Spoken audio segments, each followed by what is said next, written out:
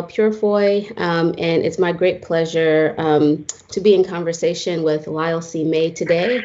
Today is the publication date of Lyle's book, Witness: An Insider's Narrative of the Carceral State. I had the pleasure of knowing Lyle for the last almost 8 years now, if you can believe it, Lyle. I can't. He is he is a friend. I consider him a colleague, and we have worked really closely together over the last several years as Lyle's writing career and trajectory have taken off. So I will introduce Lyle. I'll say a little bit about myself and kind of my context in this conversation, and then I'll just be asking, we'll have kind of an exchange to talk about this book and our work together. So here we go. So Lyle C. May is a prison journalist and abolitionist whose writings have appeared in Scalawag Magazine, The Intercept, Inside Higher Ed, and elsewhere. Lyle May is also a co-author of Inside, Voices from Death Row, and contributor to Right Here, Right Now, Life Stories from America's Death Row. And my name, again, is Danielle Purifoy. I am a lawyer and a geographer, and I am one of the former editors at Scalawag, which is a media organization devoted to Southern politics and culture. And I'm based in North Carolina as well. And I started working with Lyle as in my capacity as editor, the Race and Place editor at Scalawag back in 2016. Lyle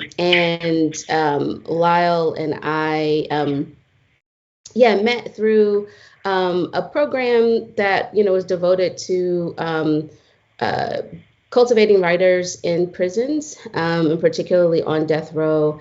And Lyle's work just really took off in Scalawag back in 2016.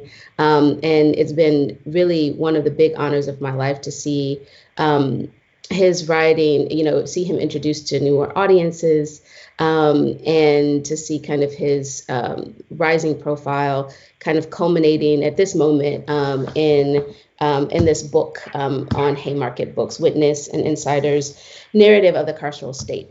And I was really fortunate and honored to be asked to write the foreword to this book, and I'll talk a little bit about, we can talk a little bit about why Lyle asked me to write that foreword, but I want to just kind of start, Lyle, with, just having you talk a little bit about the book itself.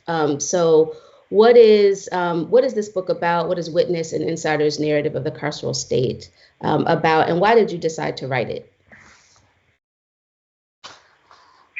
Thank you. Witness: An Insider's Narrative of the Carceral State actually began as this idea of a collection of not just articles that I had written for Scalawag Magazine, but also other essays I had published in other academic journals and different online formats. And I reached a spot where I was like, I seem to be generating a lot of different writing, so maybe I should put it all together in one place, because there was a narrative there that I really think people need to see and couldn't necessarily see if they read one article here or one article there. By kind of collecting all of those, there was an ability to kind of see that there's more information together than there was apart, if that makes sense. Mm-hmm. So when I began putting these essays and these articles together, that also included lectures that I'd been fortunate to give at various universities, and they filled some of the academic gaps that were left in the articles and essays I had published, largely because it's kind of hard in some formats to write academic things, especially like, say, for example, deterrence. We always talk about deterrence in relation to crime and punishment, but seldom you see an article published in the newspaper about it. So this was really an opportunity to kind of bring a lot of these different parts together into a very cohesive whole. So it'll help you to know that witness is organized into parts. The first part being state of violence, capital punishment, and death row, which is 8 chapters and covers large... You have 60 seconds remaining. And various elements of the death penalty, not just simply the experience, but also some of the economics, the psychology, the sociology, and criminology behind it, as well as the history. And then the rest of the book is kind of organized like that into sections. And at the end of each section is frontline snapshots of activism and an interview that I did over the phone from Central. You have 30 seconds remaining. With an activist on the outside. The first one being Ben Finhold. Let me call back. Okay. So folks, one thing to note about this conversation is that Lyle is calling us from Central Prison in Raleigh, and each call can only be 15 minutes. So every 15 minutes or so, he'll have to call back in.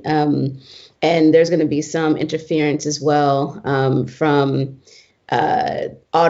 automated recordings, basically letting us know that the call is being recorded from the prison's end. So these are some of the kinds of communication technology challenges and barriers to speech that incarcerated folks experience. And this is some of the things too that Lyle writes about in Witness. Okay, here he's calling back now. Hold on just a second. You have a prepaid call. You will not be charged for this call. This call is from Lyle May. an inmate at Central Prison. This call will be monitored and recorded. For customer assistance, collection, or complete procedures, or to block future calls, dial 1-866-230-7761. To accept this call, press 5 now. To decline this call, thank you for using Global Tel Link. Hello. All right, we're back. I explained to the people about what's going on here, but did you want to finish your thought before we move on? Sure. Ben Finhold is the activist on the outside who ends that first section of state of violence. Mr. Finhold is an attorney that works with juvenile lifers and as an extension of his work from, I guess you'd say, originally working for North Carolina Prison Legal Services. Mm-hmm. Now he works for a nonprofit. The second part of Witness is Carceral State, which covers life imprisonment and has several chapters discussing kind of the whole idea of life imprisonment without parole being a silent execution, and really going into a lot of the policy changes over time that have made that possible. It wasn't always that way, and I thought that was very important to kind of highlight in this book because it so closely mirrors the death penalty.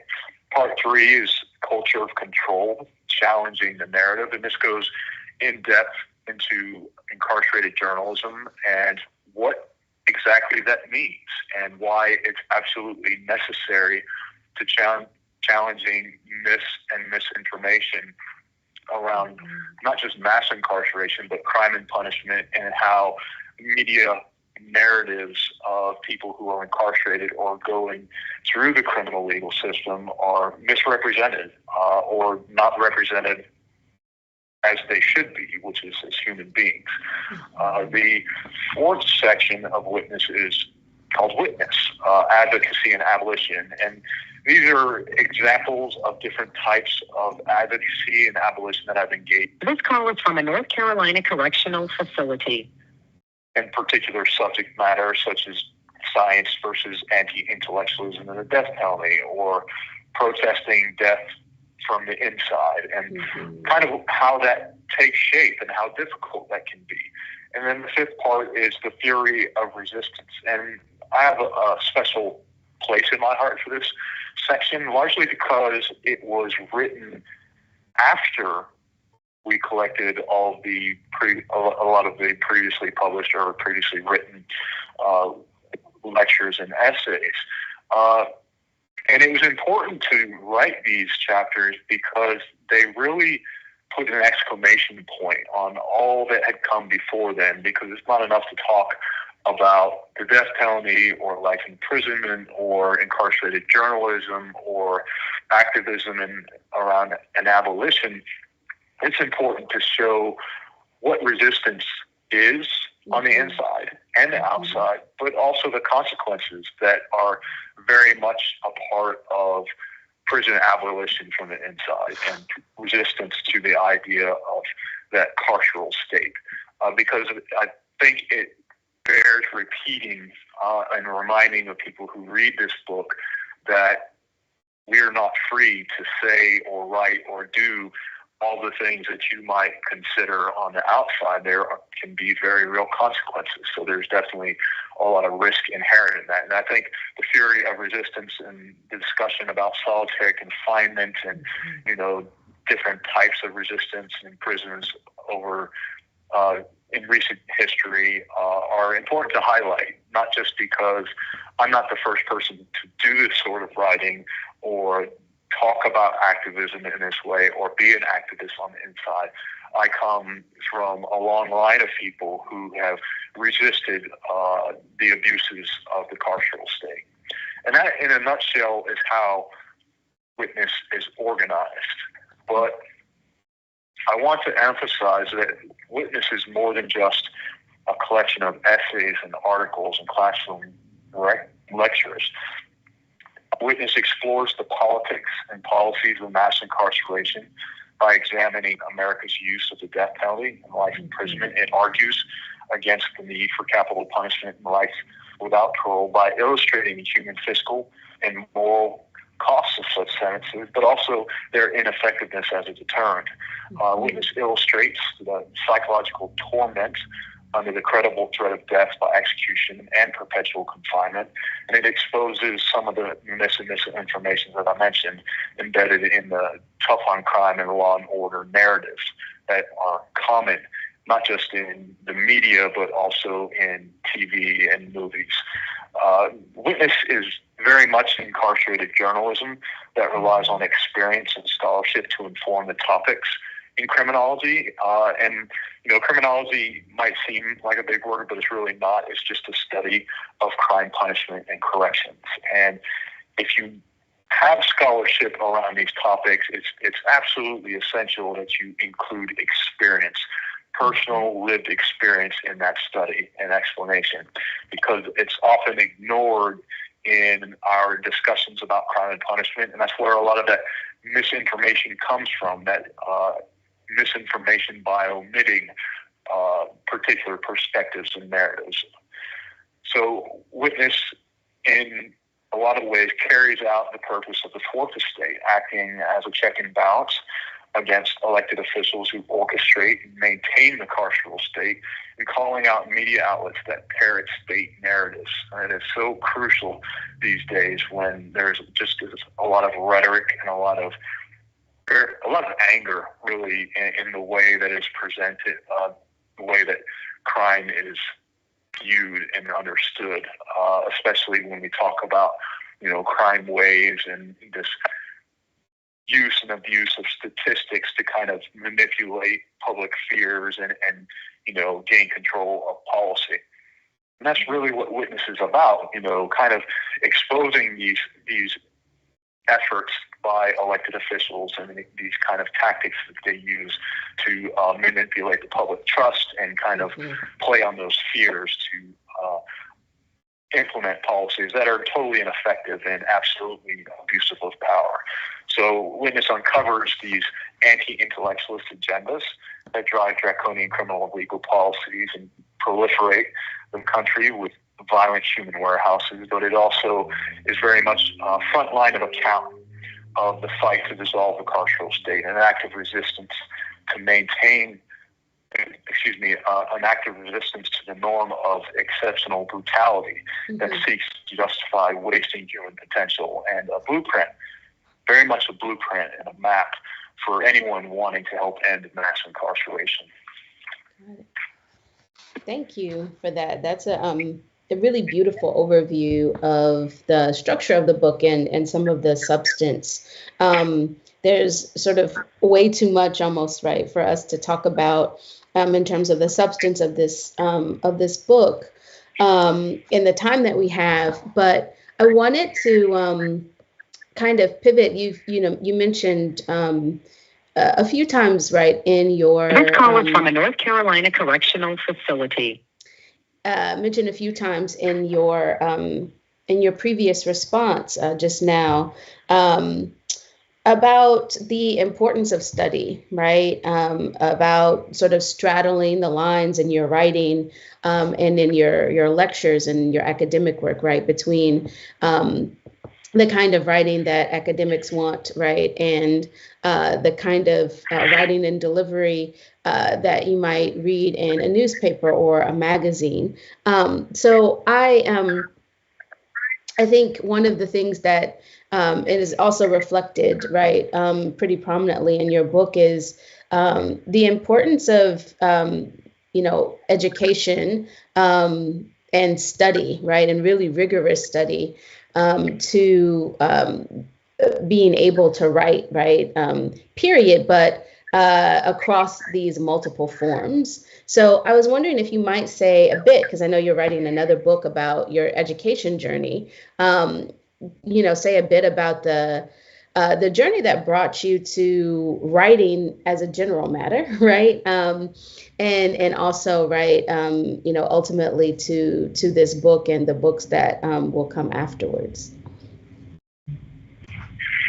Sure. So it's important to understand that I came to prison, I was drowning in ignorance. I didn't know anything, really.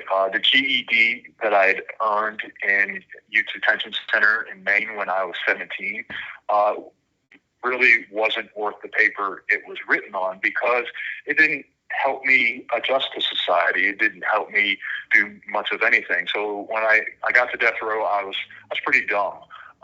But I think the one thing I had going for me is that I knew I was pretty dumb, and I didn't want to be that way. I wanted to grow and to change. I wanted to distance myself from who the state claimed that I was and prove them wrong. And the only way I knew to do that was to learn. Well, that learning was only partly affected by a lot of the guys that are around me who were older and wiser, and kind of pulled me inside and said, hey, the best way to do your time is to read, is to write, is to get invested in something, so you're not invested in this place. Mm-hmm. And by that they mean simply, distance yourself from the typical day-to-day of prison. So I did read. I actually read a lot of fiction, a lot of science fiction and fantasy, and, kind of really got lost in the idea of different worlds, and, was ultimately, drawn to role-playing games and Dungeons and Dragons, and that's where I started learning to write kind of narratives, although they were fictional narratives. But one of the things that really kind of drew me to writing and reporting on the inside is what I didn't see in newspaper narratives. And that was, I didn't see myself represented in those narratives. When the journalists who were covering the death penalty referred to the people as killers and murderers. And, none of the people I talk to on a daily basis think of themselves that way or refer to themselves as that. And I certainly don't, as somebody who is fighting a wrongful conviction. So that was part of it. But then the other part was when these discussions or these reports were coming out in the newspaper about what was or wasn't going on in the prison system, they totally missed the mark. So that was kind of where the seed of wanting to write came from. My ability developed, though, when I was first offered access to higher education through college correspondence programming by a private local church sponsoring that. And basically 2 or 3 courses every year. I would complete these courses first through UNC Chapel Hill and then Ohio University, where I ultimately earned an associate's in arts degree with a social science emphasis, and then, transitioning from that into studying the law, because the fact remains that being on death row and under the active threat of death, you kind of need to know about the law. You have to know about what it means to fight a post-conviction capital appeal and, pursue due process as maybe the most important civil right of our time. And in doing so, in learning these different subjects and gaining the tools and ability to not just adapt to my circumstances, but to overcome them, education very much became that life preserver, that multi-purpose tool that I drew from again and again and again, to the point where when I did select courses, it was always about practical application. If I couldn't take a course and find a practical application for it in my environment, or how I could possibly use it or think of using it down the road, I didn't want to take it. So that's where a lot of frustration came for those general education requirements that are required of all. You have 60 seconds remaining. But also, it let me know that I didn't really have any kind of set degree in mind. It was more about, what can I use to help myself? How can I apply it? And what can be done with it in such a way that it manifests in a beneficial way, not just for myself, but for those around me. And that's kind of how my education developed. You have 30 seconds remaining. How I applied it to writing. Got it. Thank you for that. I'm going to let you, since you only have 30 seconds, let you go ahead and call back before we move forward. All right. Okay.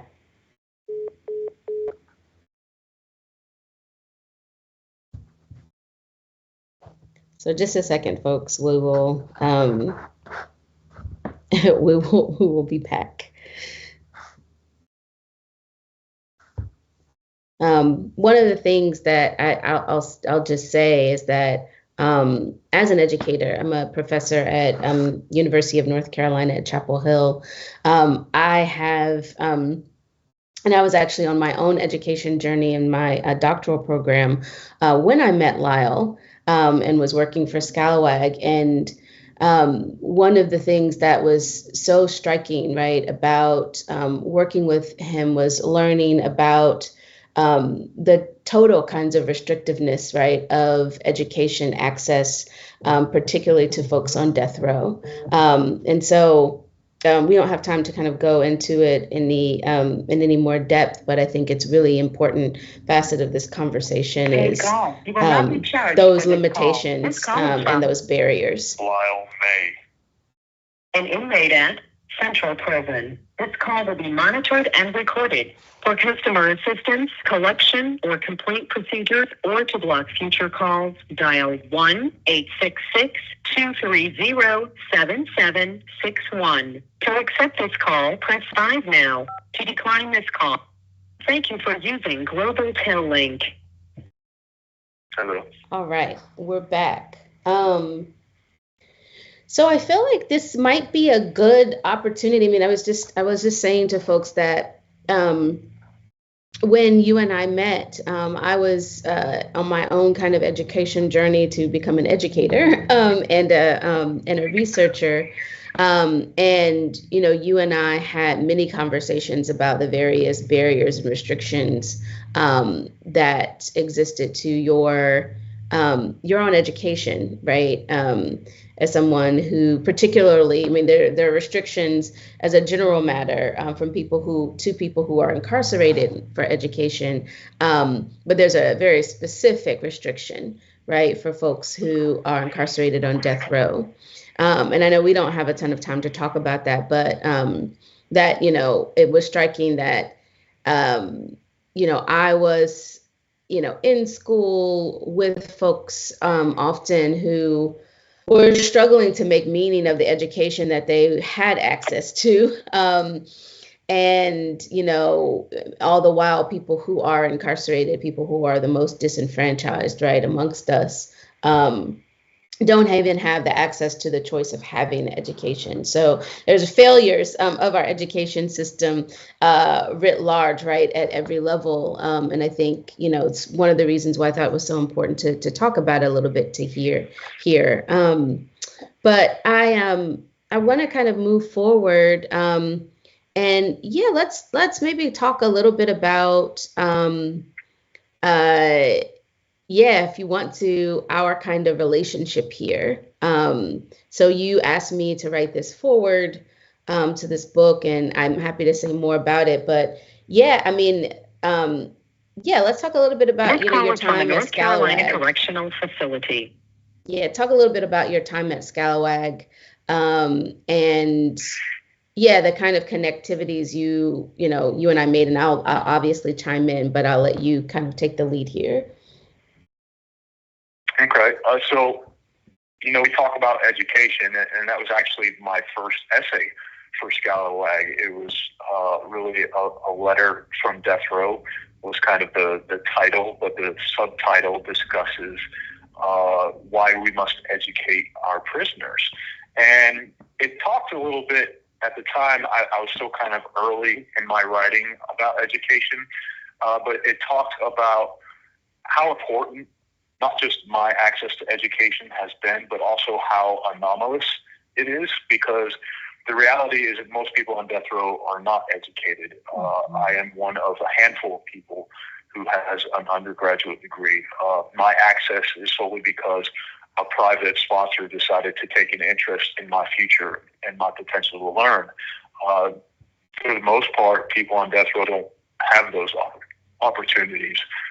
It is only now in 2024, after Governor Roy Cooper's executive order to improve rehabilitation and reentry services, that people on death row are being offered access to a GED program, and that faces its own sort of resistance. Mm-hmm. So higher education is a whole different level apart from that, because in general, people believe it's a privilege that it shouldn't be afforded to people on the inside, or anybody that can't afford it, really. It's not even just the people who are on the inside. There's active resistance to people being given free access to higher education. And that's, largely how I reach out to Scalawag, through kind of an endeavor on the inside to create our own magazine on death row that didn't go too far, but Scalawag had expressed an interest in that, one of the articles I written, and that first one was about higher education and why that kind of funding needs to occur more, especially for those who are serving extreme sentences of life and death imprisonment. So that's, kind of how we first paired up. You were my editor then, and I'm kind of glad that we had that opportunity. I'm absolutely glad that we had opportunity to meet in that way, and I certainly have greatly benefited from it, not just as a writer, but as a human being. He's helped me grow, and I'm absolutely and grateful to you for your friendship as well. And that's why I absolutely needed you to write the foreword for this book, not just because I know that you yourself write, but also because I know that your uncle had been incarcerated and was serving life terms in another state, and you have a special kind of relationship with the prison system. And that's not a perspective that I can write about, and that's not a perspective that's often preferred space. And I wanted to create that space in this book for you, particularly as a friend, but also as a writing mentor and editor, as somebody who suffers at the hand of the carceral state. Yeah. Thank you for that. I mean, it's such an immense honor. I mean, on my end, to get a chance, get an opportunity to work with you. I remember back in 2016 when this opportunity arose at Scalawag to work with incarcerated writers in North Carolina. Most of our editors at that time were based here in North Carolina, and our headquarters was here. And we really had, a lot of us were academic types, people who were either going into kind of law or academia, in some way or another. And this work, as growing abolitionists that we were, a lot of us were, we were really wanting to have an opportunity to, work directly with folks who were on the inside, and to publish their work. And I remember vividly, right, the kind of connectivities that I immediately made, right, back to my own familial experience with this, which has been, somewhat limited. I didn't meet my uncle actually officially until I was 18 years old. And even then, because I didn't grow up in Michigan and because I wasn't in Michigan very often, I didn't get to see him a lot. And our correspondence was spotty. It was off and on, but it was there and it was present. And he was one of my Uncle Ralph. His name is Ralph Purifoy. He was one of the people who first pushed me to start interrogating more critically the criminal legal system. I think that even within my family, right, he loomed, right, as this absence in our lives. He was incarcerated from a North Carolina correctional facility. He was incarcerated before I was born. He was incarcerated in the 70s. He was a Vietnam War vet, and there were so many people who were veterans of war in general, and particularly veterans of the Vietnam War, that were incarcerated. But, even with that reality within our family, we didn't talk very much, right, about the carceral state. We didn't talk very much about the criminal legal system. I think it was too painful in a lot of ways. But he got me curious. His experience and the somewhat limited contact that I had with him got me curious about what is this thing called the criminal legal system, what people call the criminal justice system.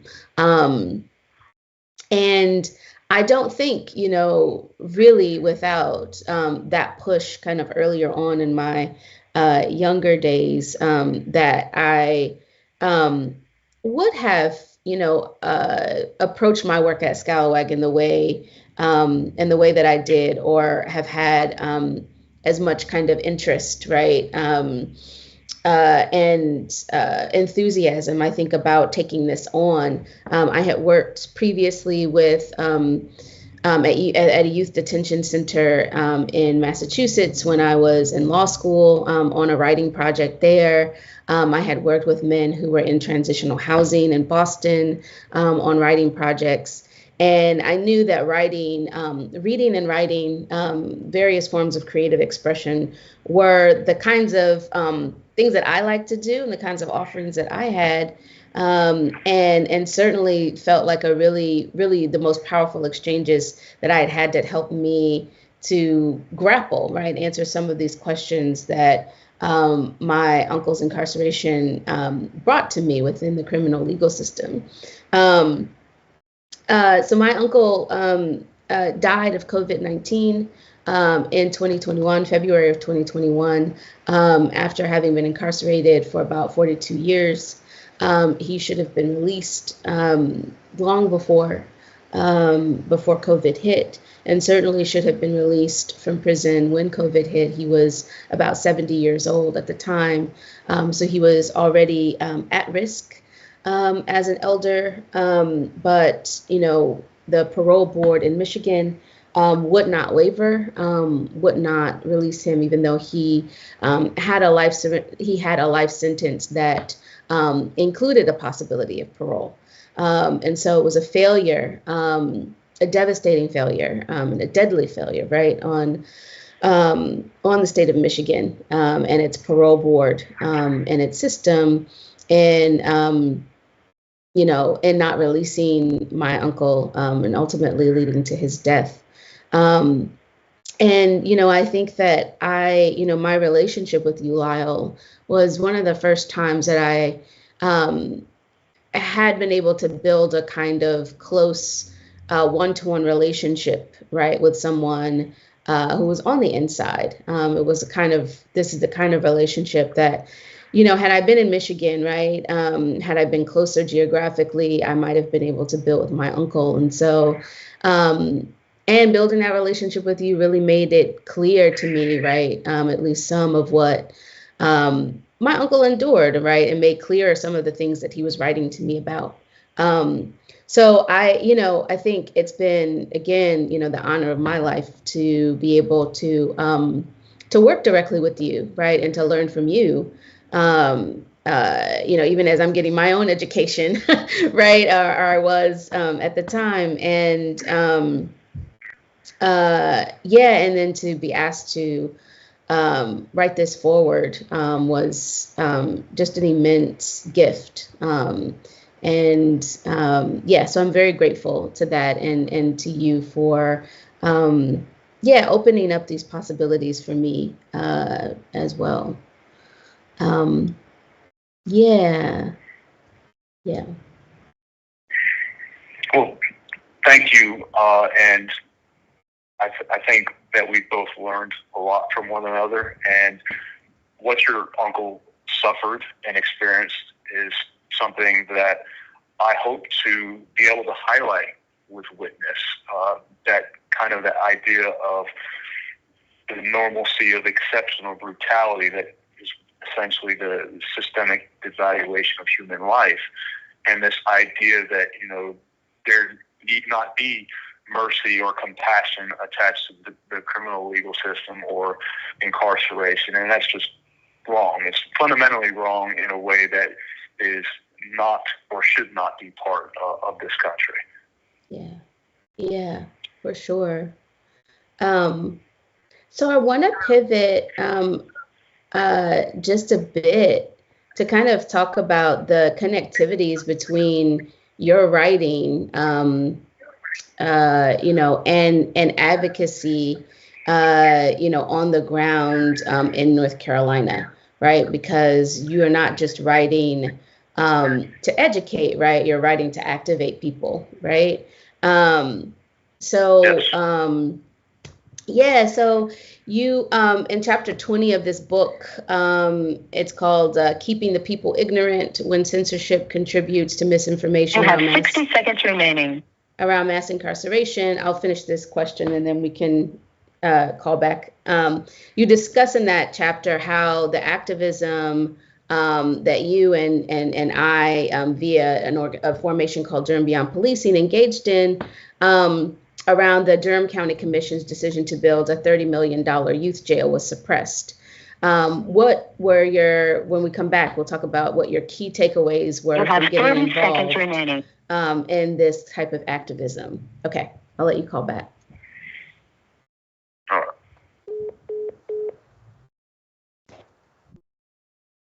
You have a prepaid call. You will not be charged for this call. This call is from Lyle May, an inmate at Central Prison. This call will be monitored and recorded. For customer assistance, collection, or complete procedures, or to block future calls, dial 1-866-230-7761. To accept this call, press 5 now. Thank you for using Global Tel Link. Hello. Hey, okay. Sorry, we are back. Yep. So regarding my participation in this activism, when you first asked me about it, or even just kind of mentioned what was going on, you probably wouldn't have even had to ask me. I was already thinking in the lines of like, man, I just wish there was something I could do, but it helped, kind of mold that desire to do something, to be active around this topic, into writing a letter to the Durham County Commission, expressing why exactly I didn't think they needed to build a $30 million youth jail and how they could have better invested that money. And it wasn't just an idea of writing this letter. It's like, I know I'm not the only one with these experiences. There are a number of my peers who have been through youth detention centers and in the juvenile justice system and were, destroyed by them. They were crippled by their inability to adjust after juvenile incarceration, after solitary confinement and abuse by staff, much as I was. And the Durham County Commission needs to understand that was essentially what they would potentially create by building this new facility. So, in writing that letter to them and expressing, kind of, not just my concerns, but my experiences and those of my peers who signed on to this letter, we were also explaining to the commission how a lot of reforms, criminal legal reforms throughout history, start as good ideas, but ultimately become This call is from a North Carolina correctional facility. Some of the more egregious things about incarceration, about prisons. And this is not any different. By building a $30 million facility at a time when the entire country is facing a staffing crisis in all of its prisons, it seems really misguided, because even though you're going to build this brand new facility and create this space where you claim that you're going to help juveniles who are entering the system, you're on the flip side of that good intention, creating a space for people who have yet to even have committed a crime. And that's problematic. That's something where you can say, oh, well, we should have taken this money and prevented the crime, as opposed to saying we're taking this money and punishing the crime after the fact, which is basically all prisons do, is they're after the fact measures that do nothing to address crime and punishment. And that's largely where the seed of my desire and interest in participating in this particular type of activism came from. And then, I gave the letter to you, and I couldn't have predicted, or maybe I should have predicted, what happens after we submitted the letter, but, that's kind of the whole purpose of this particular chapter in discussing that you can be active and speak out and get involved in trying to halt the advance of the prison industrial complex.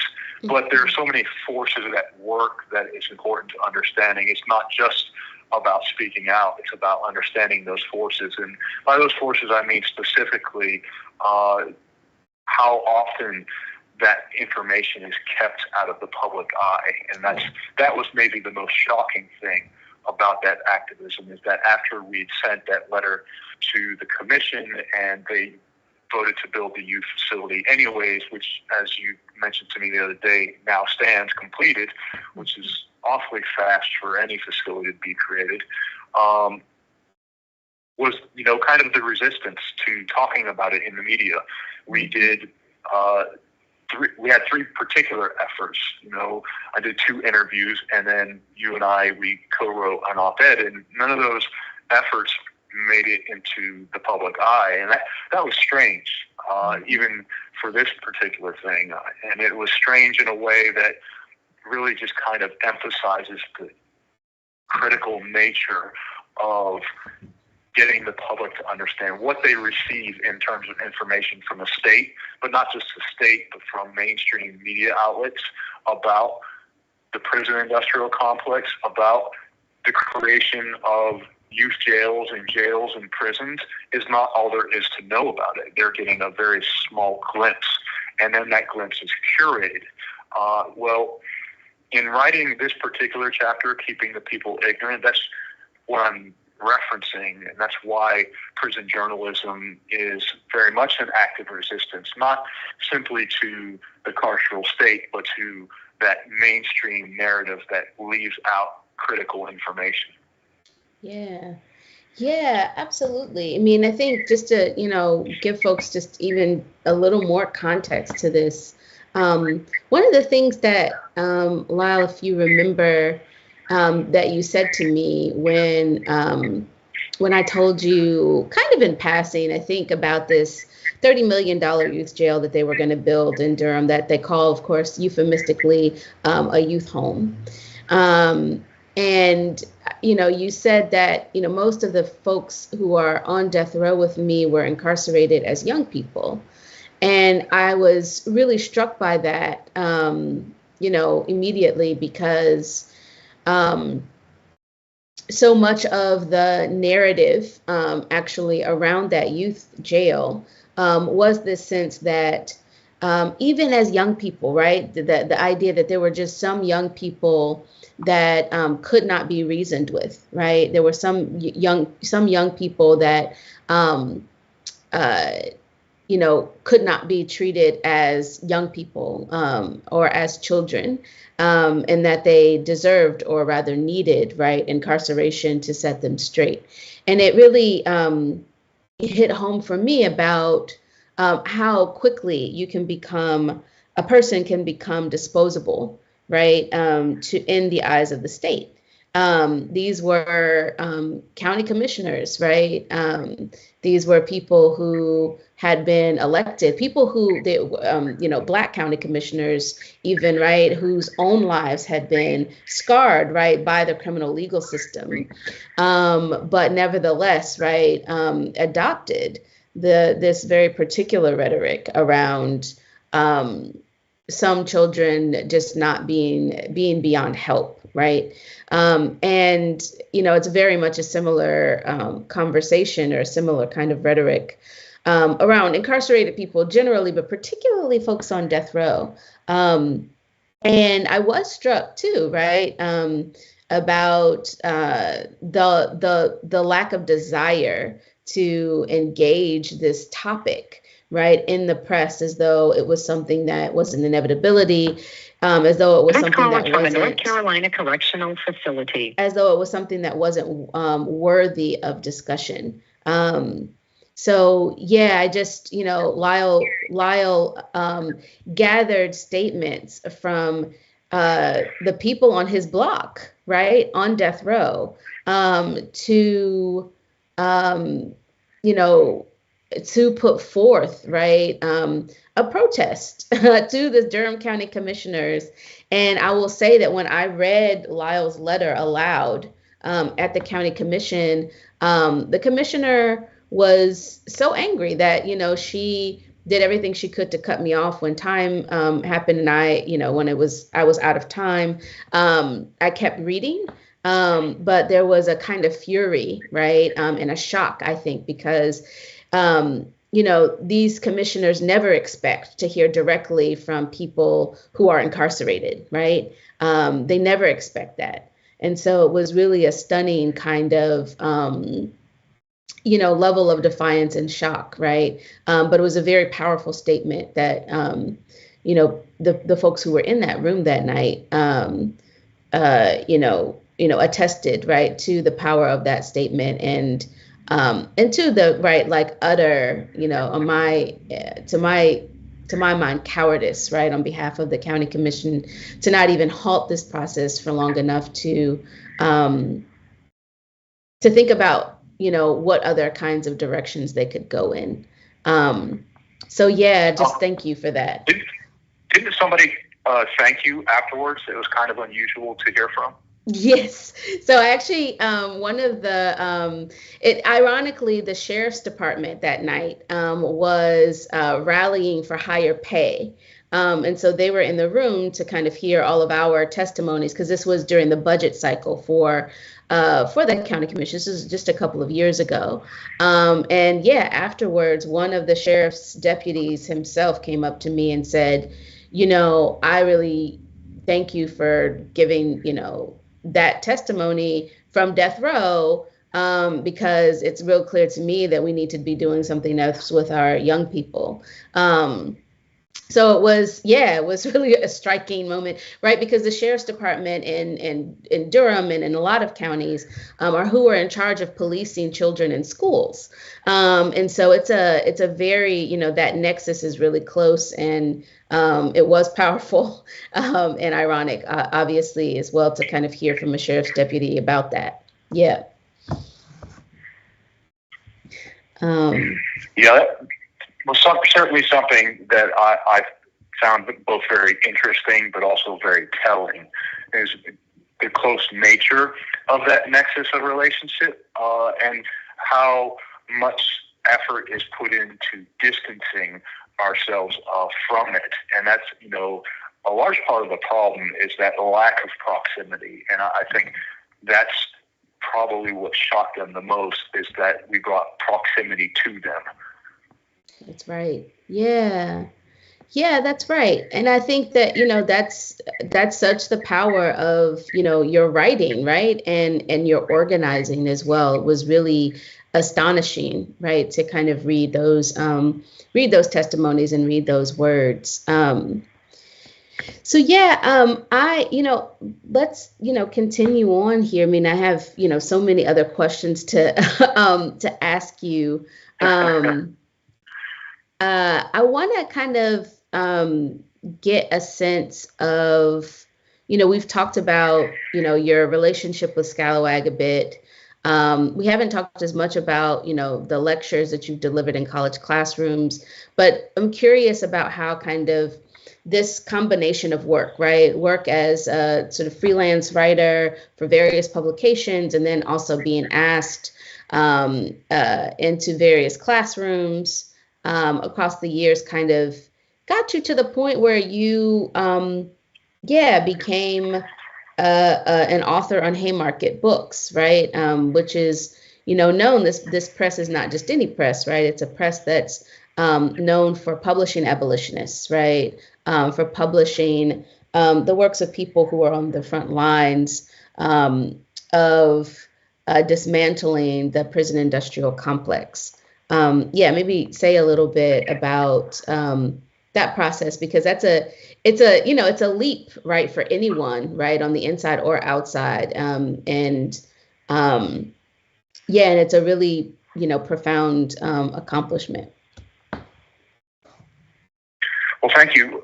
I got my first opportunity to speak in a college classroom through Dr. Frank Baumgartner, who teaches at UNC Chapel Hill, and he teaches political science. He'd actually seen one of my articles published by Scalawag magazine, and had his students read it, and I was extended the offer to call in and talk to his students a little bit, not just about the particular article. I believe at the time it was Life Without Parole is a Silent Execution, but also, kind of what drew me to writing about policy in particular. What came from that was this... You have 60 seconds remaining. Desire to do it again, of course. Speaking that first time in a classroom is the first time I'd ever spoken in a classroom in front of a group of people like that. Even though I'm not technically there were nearly 400 people who were listening to what I had to say about life without parole as a policy. And that really set my mind on fire with the potential of it, not just in... You have 30 seconds remaining. About the politics and policies behind these particular punishments, but also for where it would lead. I mean, call that. Okay.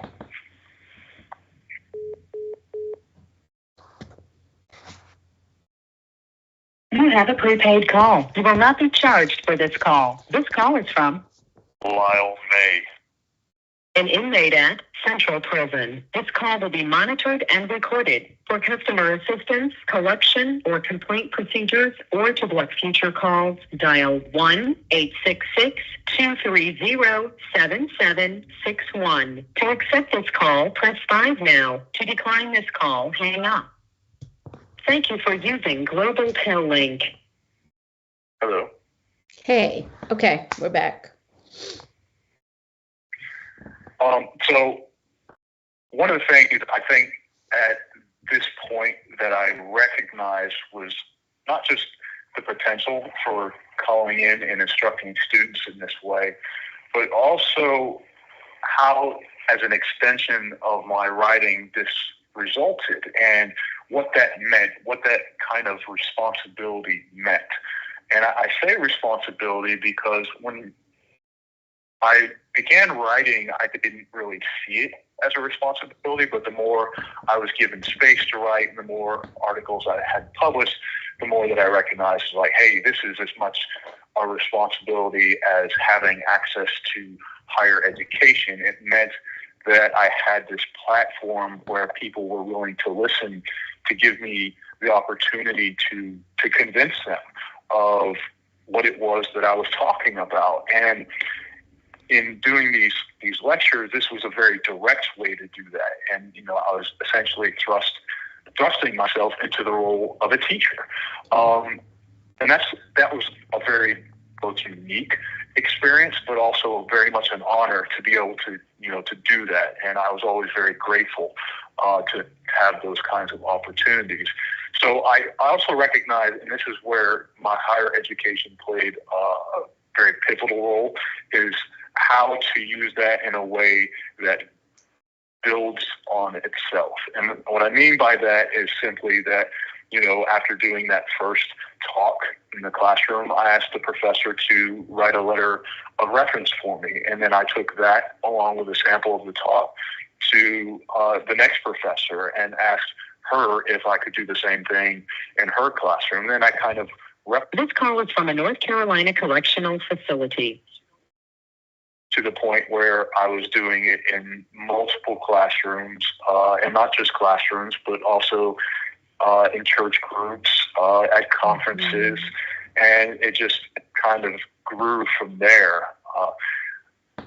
And how that culminates into creating a book is bringing those two pieces together, both the writing and the public talks, because the public talks were different from the writing. And it was like, like I said, that it was, almost like injecting it directly into the public. Whereas, the writing, you have to read it, you have to kind of absorb it, you have to get access to it. So there's a little bit different. In that sense, then in taking these lectures, the information wasn't too much different from what I was writing about in articles and essays. It was just a more distilled version. So there wasn't as much to go through in terms of like the description and illustration.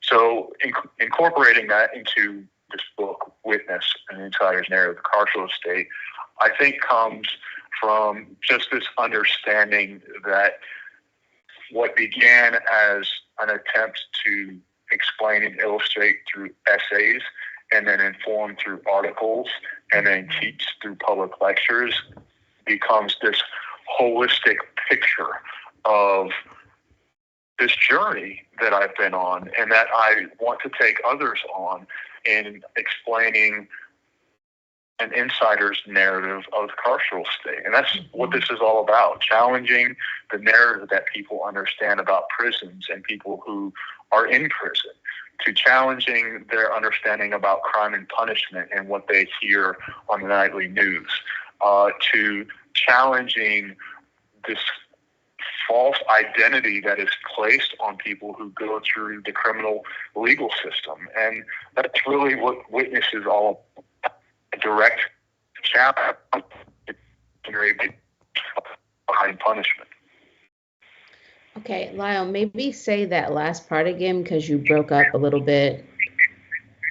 Just the last two sentences of what you said. Sorry.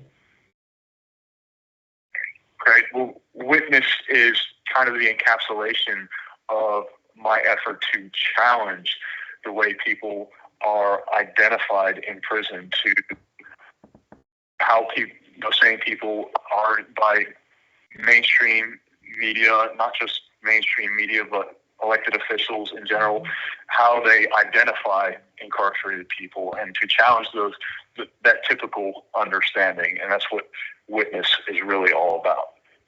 Great. Yeah, so I think we yeah, let's start wrapping up, because I think you really covered so much ground here today. But I kind of want to end with a question about kind of um, where you are now with your work, kind of where you're headed. Um, but I want to also ask a little bit about how you do your work. So in Witness, you describe the sort of quote unquote normalcy of exceptional brutality that justifies dehumanizing legal policies. And yet in your writing, in your work, right, how you do it, right, you don't sound defeated, right, as many people would. And so I'm wondering, I'm thinking about Miriam Kaba, her statement that hope is a discipline, right? I'm wondering about where you draw your hope from, right? And how you convey it to others in a way that helps them resist despair. And maybe in talking about this sort of how you do your work, you can talk a little bit about what's coming up next for you, right? In terms of what you're up to in your writing and advocacy. Sure. So in terms of the normalcy of exceptional brutality, this idea that the systemic evaluation of human life, where civil discourse can be thought of as normative, so too can the idea that punishment as vengeance and as an extension, the diminishment of others. In that distancing, it has become easy for society to throw other human beings away. And for those who have been discarded, the forsaken, so to speak, the poor and marginalized live within the confines of that disregard, despairs the enemy. And despairs the enemy because it erodes one's ability to respond to suffering in such a way that is both effective and progress-oriented. This demands hope. There will not only be a better day, but that you can be an agent of change that generates that better day. This means believing in your ability to determine tomorrow and taking steps to improve upon it. That said, hope can come from many places, but I draw my hope from belief God will not give me more than I can handle. And when the burden is too much, I pray and often feel reinvigorated. This call is from a North Carolina correctional facility. This reinforces my belief there is purpose in any suffering I may experience. And I draw that directly from the idea forwarded by Viktor Frankl in Man's Search for Meaning. So in a way, despair is defeated by hope, which comes from many sources, as I said, but the surest path is a life lived with conviction and purpose. And that's where I often hope, is by the momentum of the work that I do. And that means perpetually working, perpetually writing, perpetually thinking about the different aspects that people simply don't understand, not just about prisons and incarceration, but the criminal legal system at large. And that's kind of the new front I've opened up in my writing through writing about those policies in a more legalistic manner. In fact, the next thing I have coming out is a co-authored law review article through New York University's Review of Law and Social Change. My co-authors, Dr. Brittany Ripper and Dr. Robert Johnson, we put together this law review article. It's titled "The Constitutionality of Life Under the Credible Threat of Death by Execution, The View from Death Row." And in it, we forward two very simple arguments. One, that capital punishment, the threat of capital punishment, is a form of psychological torture because the average citizen isn't allowed to threaten to kill somebody. Mm-hmm. So this is a crime because it's a form, not just you're robbing somebody of their sense of safety and well-being, you're actively putting them under a form of mental duress, that psychological torture that I speak of in this article. And not just speak of, but prove with extensive research from people who have come before me. The second element of this particular article is the idea that the state constitution, in this particular example, North Carolina state constitution, provides greater protection against this form of torture than the federal constitution, through the distinction of one single word, and that's the disjunctive term "or" under the state constitution, which says that it prohibits cruel or unusual punishment, so that means you only have to prove one element, versus the federal constitution's cruel and unusual punishment, which states that you have to prove both elements.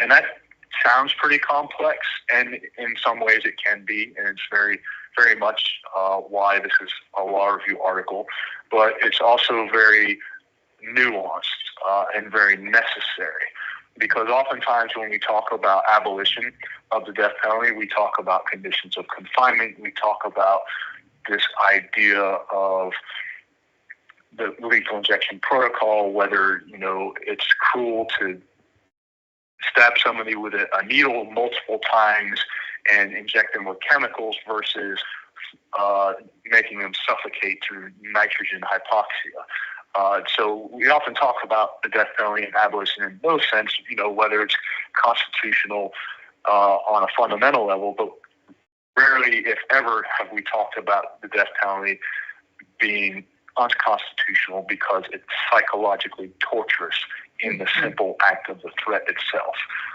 And not just for those who are on death row, but also for those who are leveraged into plea bargains to take life without parole to avoid the death penalty. You have prosecutors that effectively threaten people with the death penalty to get them to plead guilty, and that's, fundamentally wrong. And that's where this law review article discusses this threat. Great. So any sort of final words or, things you might want to say to your audience as they, as they pick up this book? Sure. My ask is simply that you read it thoroughly, and that you don't have to take my word for it. I tell this to students all the time. I have a perspective. I have experience. I certainly have some scholarship in my background, and I get a lot of what I get from my peers. But you don't have to take our word for it. Certainly do your own due diligence. Look into the sources that I use in witness, because that's something else I kind of pride myself on. I develop a lot of my arguments from other scholars. These are not things that I pull out of thin air. It's thoroughly researched and cited and sourced, and backing up these experiences that I have. So, yes, please read Witness, share Witness with your friends and your family, talk about Witness, post it online, get others to read it, and read the other works that I cite in these places. I definitely encourage you to read the work of Viktor Frankl, Man's Search for Meaning. Like I said, I draw from him. Rachel Lee Barkow, who wrote Prisoners of Politics, Breaking the Cycle. You have 60 seconds remaining. Brian Jarvis, who wrote Cruel and Unusual Punishment in U.S. Culture. These are some of the sources that I refer to. There are others. But again, please read and act on it. That's the main thing. Act on these things that you have learned through Witness. And I am grateful to you for having me and listening to the things that I say. You have 30 seconds remaining. Thank you so much, Lyle. Really appreciate you, and congratulations on the release of this really incredible book.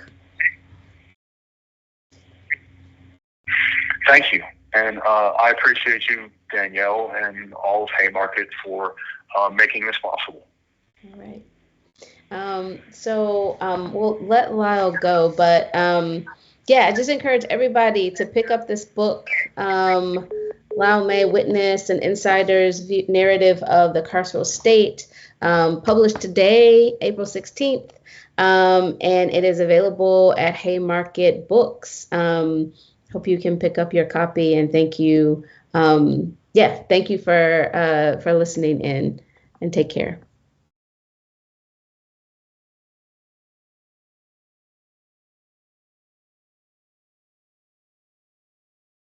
Thank you so much, Lyle. Really appreciate you, and congratulations.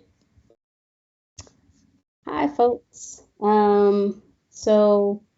Thank you for listening in to I think there was maybe a little lag on my end at the end of the recorded conversation. Thank you for listening in, and this is our live Q&A. So we have several questions here, and Lyle is on the call. You can say, "Hey, Lyle," if you would like. Hi, everybody. Thanks for joining us. Yeah, so we were both just commenting about how neither of us really likes to hear ourselves talk on recording. So great, and it was good to be reminded of the conversation. So we'll just dive right in to the questions here. The first question that we have, Lyle, is what can people on the outside do to help further the efforts of organizers on the inside? Are there particular groups or efforts that we should be paying special attention to? That's a good question. This call is from a North Carolina correctional facility. Okay, so that is a question with a lot of different answers. The first thing you can do to help people on the inside is to communicate with them directly. It's useful to write somebody or visit somebody in prison to kind of ask them directly what it is they need. That's one very basic thing most people can do.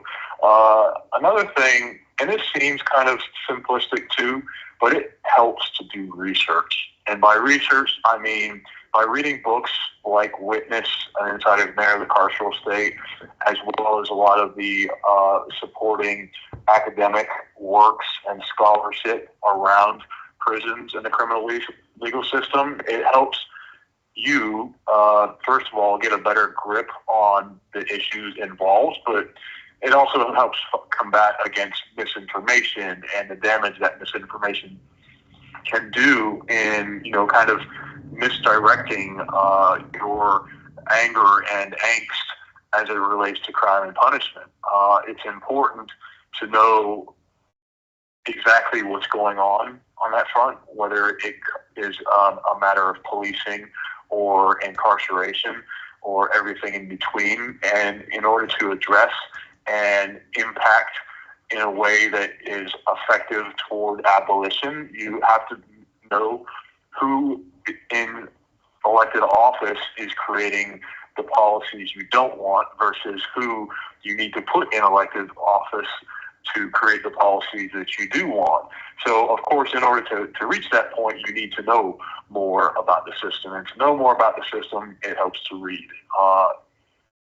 And I think I gave a list of books that are useful for that kind of research. I'll reiterate one now that kind of is really on the cusp of both capital punishment and life imprisonment, which are two of the most extreme sentences the U.S. uses. And that's that book in particular is called Death by Prison: The Emergence of Life Without Parole and Perpetual Confinement by Christopher Seeds. Reading books like that to get a better understanding of both the history of life without parole, which, by the way, is not exactly an old sentence. It's actually relatively new in U.S. punishment in terms of, it was really, it was the proliferation of life without parole really happened in the 80s. But before that, you would have parole-eligible life terms were much more common. So that's, one thing. Communicating with people in prisons, getting informed about the topics related to those things. And of course, voting matters. I often, when I tell people this about voting, it feels so, kind of like a real rock in the pond, so to speak. Like it doesn't seem to do much, but that's kind of the interesting thing about throwing rocks in the pond. It has ripple effects. It matters that you vote. It matters who you vote for, and it matters if you don't vote. So I think those things are important to keep in mind. And I don't just mean national elections. I mean down the ballot races, positions such as the district attorney in your particular district, judges, sheriffs, school boards, town councils, attorney generals, state supreme courts, and governors. All of these races directly impact how prisons function, whether they function, what policies are used to incarcerate more people, and what policies are used to, show mercy and emphasize rehabilitation. So I guess those would be the main things that I would suggest people do to help in these circumstances. Yeah. Thank you for that, Lyle, and thanks for this question. I mean, I think there is a related question about recommended readings, and in addition to the book Death by Prison, there are a number of books on and off of Haymarket Press, but I'm thinking right now of another book of essays by Ruth Wilson Gilmore called Abolition Geography, which takes on the criminal legal system through a series of essays, but really helps us to think about what abolition is, and abolition as a presence, not just the absence of prisons and the system of incarceration, but what kinds of systems can be built. I always recommend anything by Miriam Kaba, who actually blurbed Lyle's book. Any of her books, and then Andrea Ritchie as well. And both Miriam Kaba, in terms of organizations, both Miriam Kaba and Andrea Ritchie are involved in or co-founded an organization called Interrupting Criminalization. And it's a nationwide organization, but they're connected, right? They're really well networked, and it's probably a place where you could find some connectivities to what might be going on in your own state. And as well as, Critical Resistance, which Ruth Wilson Gilmore was instrumental to founding as well. That's based in California, but again, is really networked throughout the country. So, yeah, okay. Here's a really cool question. Someone asked, someone said, Lyle, it was really interesting to hear that you got started writing via role-playing games. Do you still play? It's funny you mentioned that. I am currently reading a book called Of Dice and Men by David M. Ewald, which is really just the history of Dungeons and Dragons, and it's got really, giving me this sense of nostalgia, because I haven't played in several years, largely because I've been really focused on finishing my degree and, writing, prison journalism, and not playing Dungeons and Dragons like I want to be. So yeah, that's kind of the answer there. I would like to be, but currently don't have the time. Yeah, I didn't pick up on this thread when you were talking about it, Lyle, but I think one of the things that that I was struck by was this idea, and you said it, really eloquently, that, playing games and also reading science fiction and fantasy novels really helped you to envision other worlds. And that's so much of what actually abolition work is. It's about imagining and inventing other worlds. There's another book recommendation that I have called Octavia's Brood, and it's collection of science fiction stories by organizers, and with the idea that organizing is about creating other worlds. And that's edited by Walida Imarisha and Adrienne Marie Brown. So yeah, I didn't make that connectivity in the moment, but I want to make it now that actually so much of what you said that you were interested in is like very much in line with kind of the work of people who are thinking about abolition from creative spaces, right, as a mode of kind of creativity and world making. So that's cool. Okay, so we only have maybe about 15 minutes left, so I want to get to these other questions, and this next question is a good one too. It's maybe not as much the case since the George Floyd uprising / growth of the abolitionist sentiment, but in some of my anti-death penalty organizing, people still bring up life without the possibility of parole as an alternative to executions. What do you think about that, and how do you think we can best respond to those sometimes well-meaning activists who advocate for it? Wow, you definitely asked the right person. Whoever asked this question definitely asked the right person. Lyle has written so much about this, so I'll just let him take it away. Well, I don't want to spoil multiple chapters in the book for you, but the simple answer is that nobody advocating for life without parole is ever going to serve life without parole. Because I can guarantee you that anybody that has to serve the rest of their life in prison would not be okay with doing so.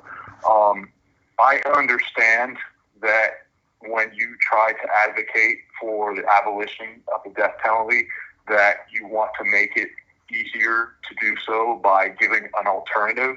Well, it hasn't always been that life without parole was the only alternative. As I previously mentioned, life without parole is relatively new in Crime and Punishment, and that prior to its expansive use in the mid-'80s, life with parole was a viable alternative and still can be. But the problem is that many states and the federal government assume that life without parole is the lesser alternative to a death sentence. And I'm here to tell you it is not. Because one, nobody serving life without parole feels like they got a better deal. And two, again, the people advocating for life without parole would never do so if they had to serve the sentence themselves. Yeah, I mean, the essay that you wrote for Scalawag was called Life Without Parole is Silent Execution. And, just to say, my uncle, he was incarcerated in, I believe, 1978, 77 or 78. And one of the things that's striking about that is that, as Lyle has mentioned, right, like this is prior to this moment that life without parole takes off. So he actually did have, he had a life sentence with the possibility of parole. And I think the earliest that he could have been paroled might have been either the late 90s or the 2000s. But by that time, right, so by the time that he was eligible technically for parole. You have 60 seconds remaining. He life without parole was a thing, and parole boards, like in the state of Michigan, had started denying people, right, who were even eligible for parole, getting parole. And so my uncle essentially served a life sentence without the eligibility of parole by default.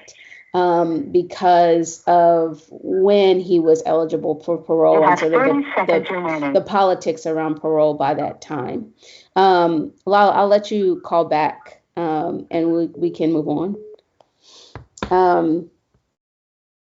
So, I think I really think this question is really great. There just to note that you can really follow the trajectory of the politics of incarceration through the stories of people who were incarcerated, right? The politics of what existed when they were incarcerated, what exists at various points and stages of their incarceration, really makes a difference in terms of whether or not they will see the outside of a prison.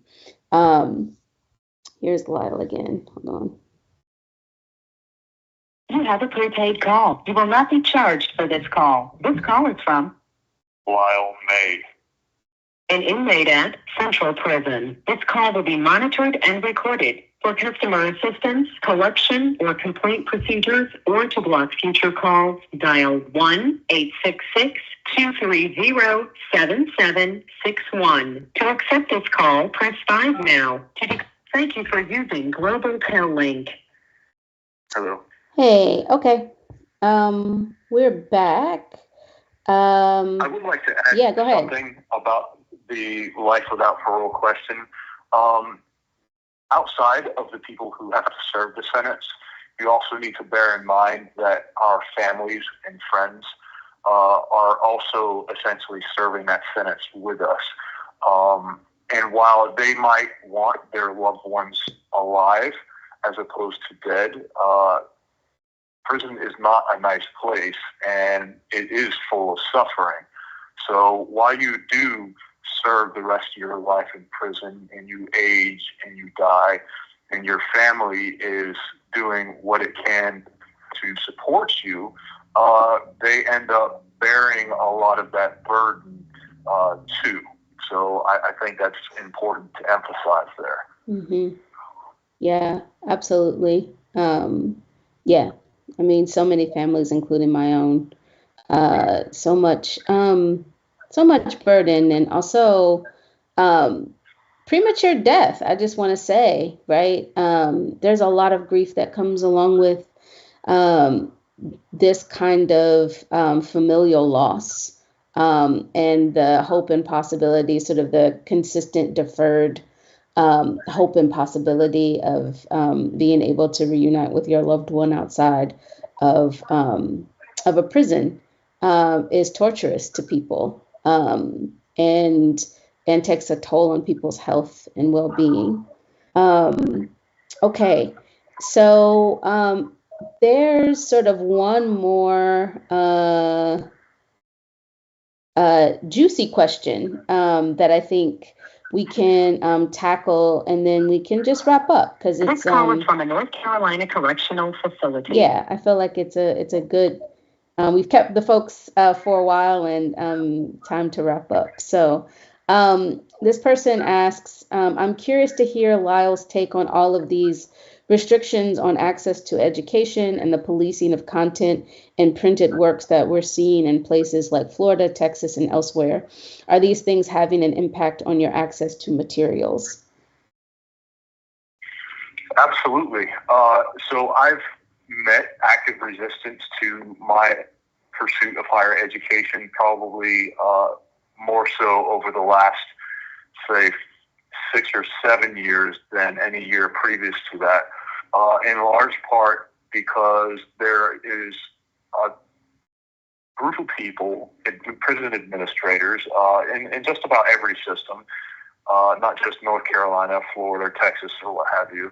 There's a group of administrators who believe that access to education for incarcerated people shouldn't go any further than a GED and vocational programming, that higher education is more of a privilege for free people than it should be for anybody in prison, but especially not those serving extreme sentences. The HEP program, higher education in prison program accessibility for those of us who are serving extreme sentences is a problem, even with the 2020 FAFSA Simplification Act and its restoration of Pell Grants for all incarcerated people.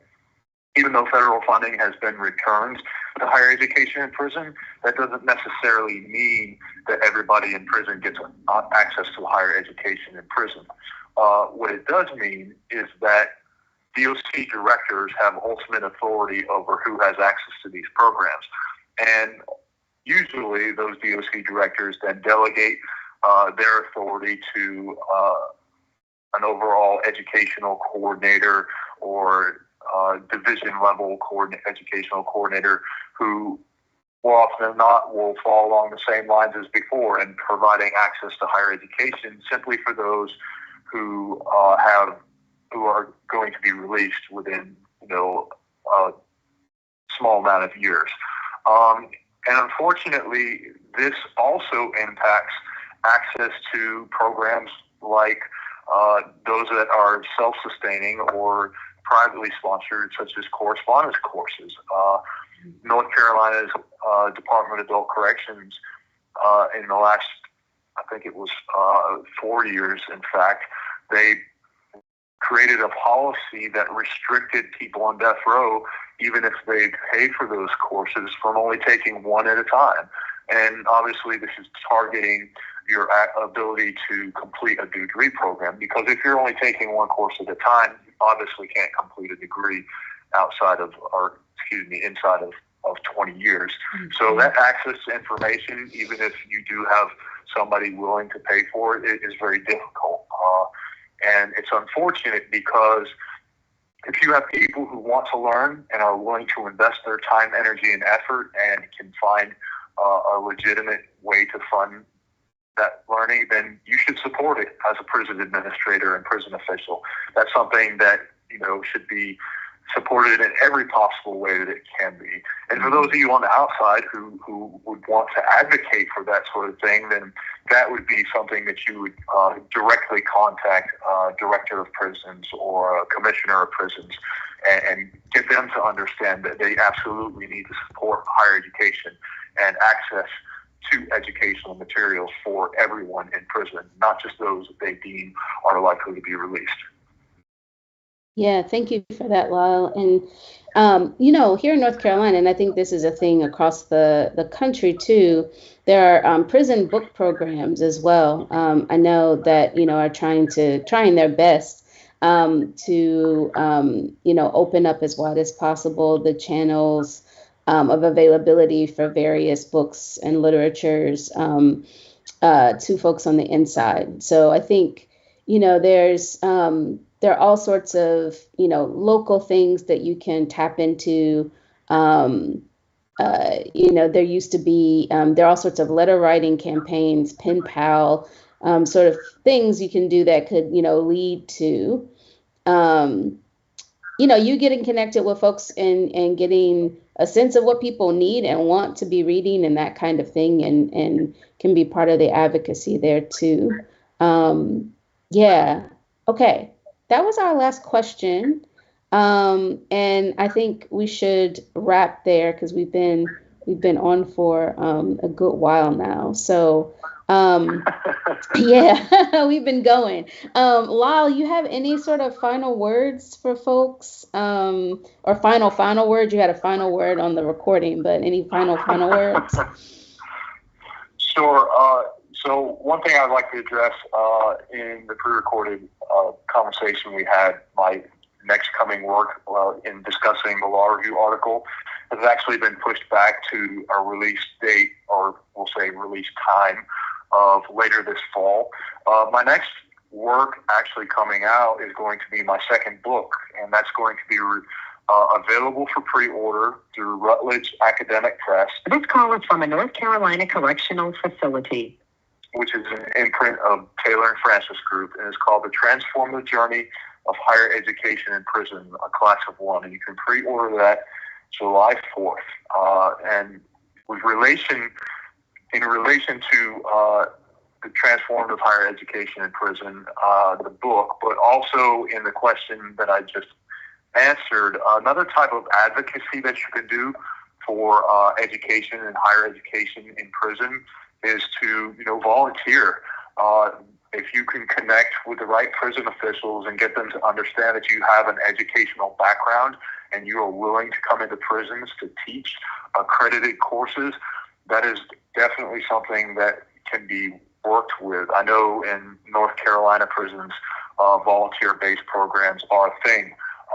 And contacting Dr. Brooke Wheeler, who is the educational supervisor for the entire division of prisons. That is one method you can do. In Central Prison, in particular, in Raleigh, North Carolina, you can contact the warden, Jamal James. He has expressed a willingness and openness for programming, not just in Central Prison, but on death row specifically. So there's a couple things that you can do, not just in North Carolina, but in states where you live. Volunteer programs matter. If you're willing to give your time and your knowledge, I'm sure that some prison officials will use that. So those would be, I guess, my parting comments. Certainly check out Transforming Journey, Class of One. Transforming Journey at Higher Education in Prison, a Class of One, and continue talking about Witness and Insider's Narrative Carceral State. And I appreciate all of you for your questions and for listening to me today, and Danielle too. Yeah. Okay. Thank you, Lyle. Thank you so much, everyone.